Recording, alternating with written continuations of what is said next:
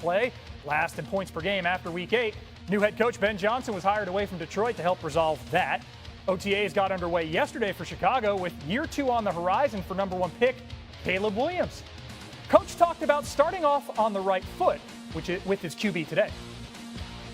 It starts with developing a rapport and a trust, and that's earned over time. You don't walk in day one and expect that to be achieved. And so the more time we spend together, he understands that I have his best interests at heart, and vice versa. He's going to go out there and play as well as he possibly can, not just for himself or me, but for the whole team and the city. Bears reporter Courtney Cronin was there today. Courtney, you've been there for a few years and a few different head coaches. What did you see today that showed signs of change in this Ben Johnson regime? Well, Phil, before we even get to any of the football that we saw at day 2 of OTAs, it was what Ben Johnson said at the podium, getting out in front of the story that's been the centerpiece of the Bears organization for the last week. The information that came out in Seth Wickersham's book regarding Caleb Williams and the pre-draft process. And Johnson got out in front of it and said that he talked to his quarterback last week. He felt it needed to be addressed, but that Williams is his own man, is going to be treated as such. And there were a couple of questions that came up about the feelings that Williams had about the organization previously, what happened last year. Obviously, Johnson cannot speak to that specifically, but said in the 4 months that he's worked with Williams, he has been, quote, outstanding. And after a couple more questions, he was asked the obvious one, the big elephant in the room, the feeling from Carl Williams, Caleb's father, that Chicago is where quarterbacks go to die. And this was the eye-opening moment for me today, hearing Ben Johnson responding to that, saying, quote,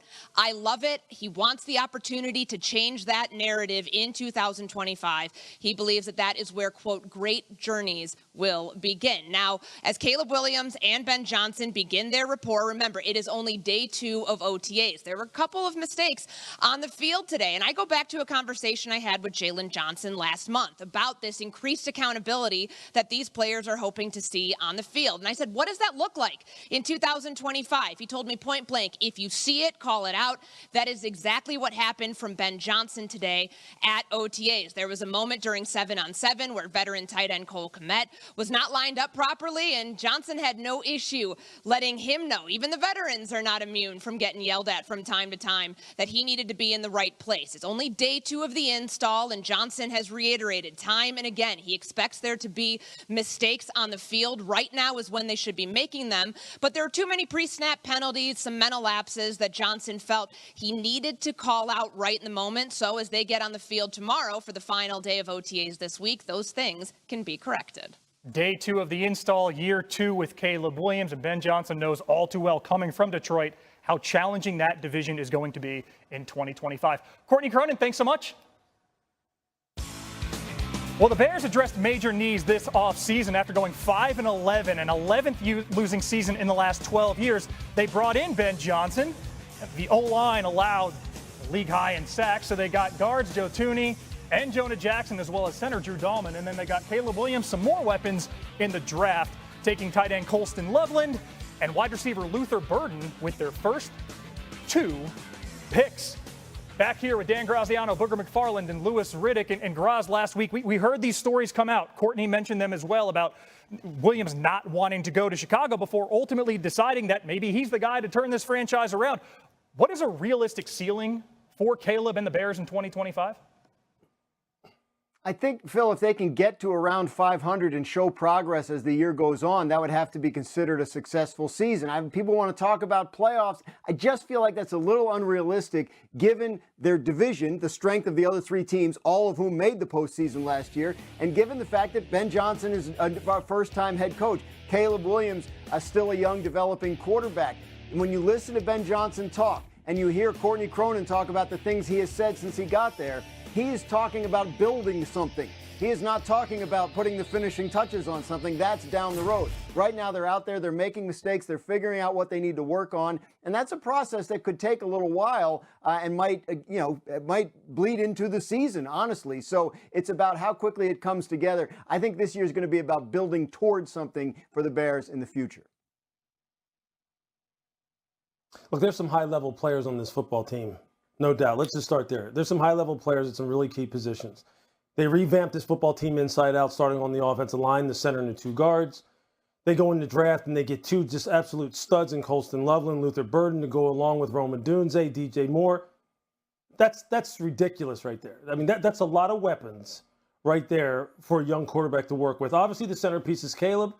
And really now it's about going from what sounds like, by all accounts, incompetency surrounding him in terms of the people who were leading him and directing him as to how to study to be a quarterback, how to play quarterback, how to call plays for a quarterback, of his skill level, and then how to correct him and help him continue to develop. He didn't have any of that last year. Now he has a guy that last year during 2024, we spent nothing but hour after hour just absolutely raving about Ben Johnson's creativity, his ability to take Jared Goff's game to a whole nother level, and the fact that he was going to be a slam dunk head coach in 2025. Well, now here it is, right? And we've seen teams go worse to first before. I'm not saying they're going to go worse to first, because I agree with Graz. This is a very tough division, very tough.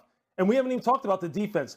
Dennis Allen is a hell of a defensive coordinator. If you ever talk to him about defense, he knows his stuff. So this football team should be much, much, much improved. They're just in the heck of a division.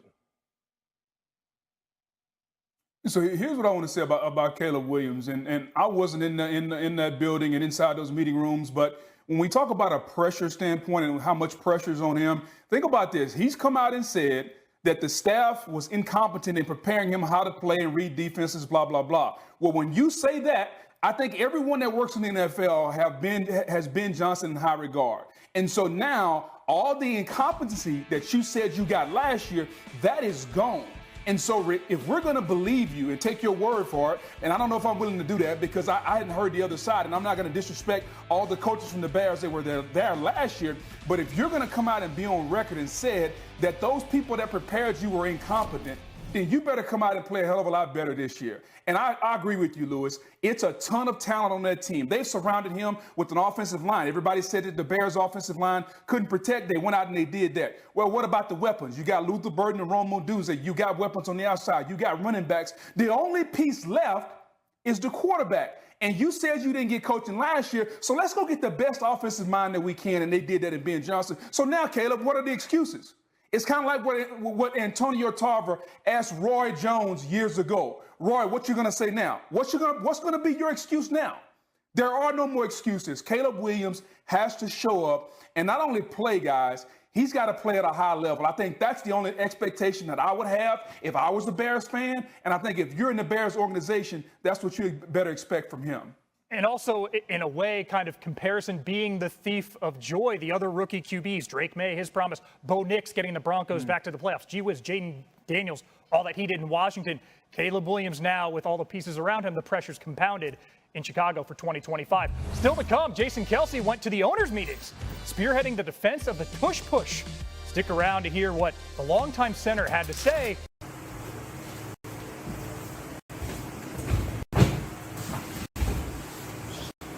Xin chào các bạn, hôm nay mình sẽ hướng dẫn các bạn các dán đó là bây giờ mình sẽ hướng dẫn các bạn các dán đây là